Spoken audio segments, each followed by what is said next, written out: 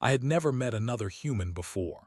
In a galaxy of 10,000 intelligent species, humans are rare, so rare that most people think we're a myth.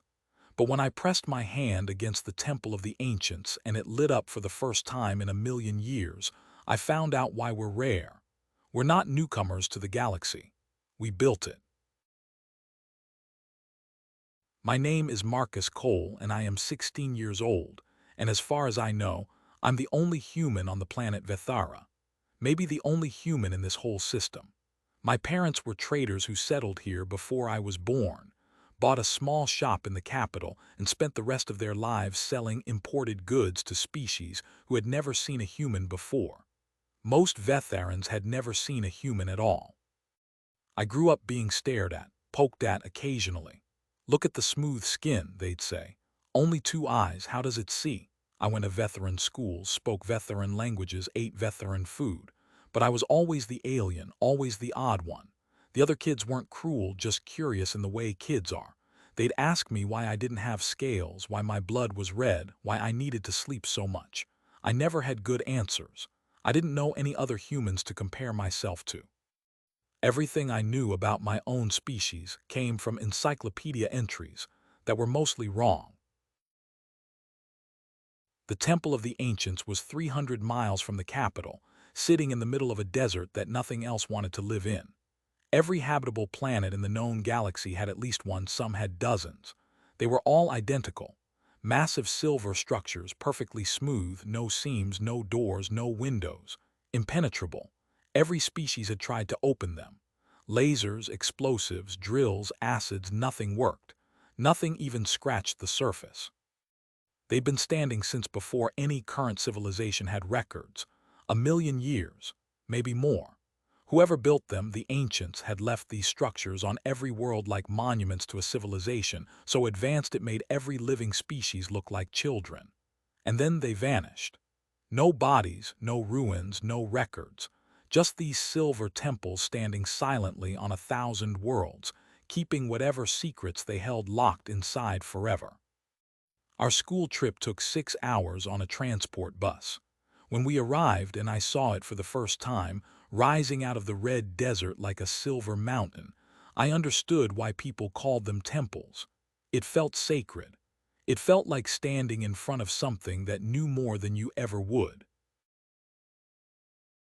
The tradition on school trips was to touch the temple.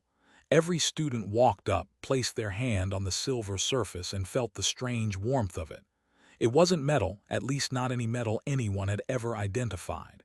It was warm regardless of weather, perfectly smooth, and if you pressed your ear against it, you could hear something deep inside. A hum, like a heartbeat. I watched 30 of my classmates touch it. Nothing happened. Nothing ever happened. It had been standing for a million years and nothing had ever happened. I was last in line. I placed my hand flat against the surface and the world changed. Light erupted from beneath my palm, a blue-white light that raced across the surface of the temple in geometric patterns, spreading outward from my hand like circuits coming alive. The hum became a tone, deep, resonant, building. My classmates screamed and ran. My teacher shouted my name. I couldn't move.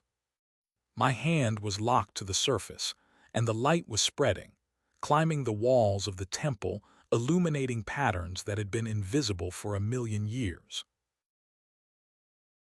A voice spoke, not from the temple, from everywhere, from the air, from the ground, from inside my own skull. Clear, calm, speaking a language I had never heard but understood perfectly.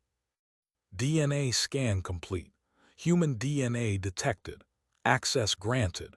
Welcome to Outpost 23,985, United Human Stellar Empire.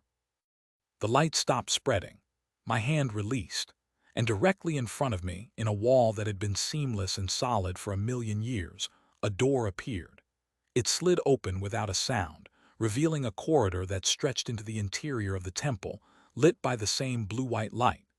The air that flowed out was cool and clean and smelled like nothing, perfectly filtered, perfectly preserved, waiting for a million years for someone with the right blood to finally arrive. My teacher was calling my name. My classmates were clustered 100 yards back, staring. I looked into the corridor. Standing just inside, motionless until this moment, was a robot. Humanoid silver, with a face that was simple but expressive. It turned to look at me and its eyes glowed soft blue. "Welcome to Outpost 23,985, it said. "I am directed to bring any new human arrivals to Captain Erickson. He is currently in the portal room. Please follow me." I looked back at my classmates, at my teacher, at the red desert and the transport bus and the world I'd lived in for 16 years as the only human, the odd one, the alien. Then I looked forward into a corridor built by my ancestors, maintained by machines that had waited 1 million years for someone like me to walk through that door. The robot gestured for me to follow. As we walked down the corridor, I saw something that stopped me cold. A person, a human, walking casually across an intersection ahead of us, carrying something under their arm like they belonged here. They glanced at me, smiled, and kept walking. The robot said nothing. The corridor opened into a vast room filled with light. In the center stood a ring of shimmering energy, a portal. The robot stopped. "I am directed to bring you to the portal room. Captain Erickson awaits on the other side." I stepped through the portal and walked into my future.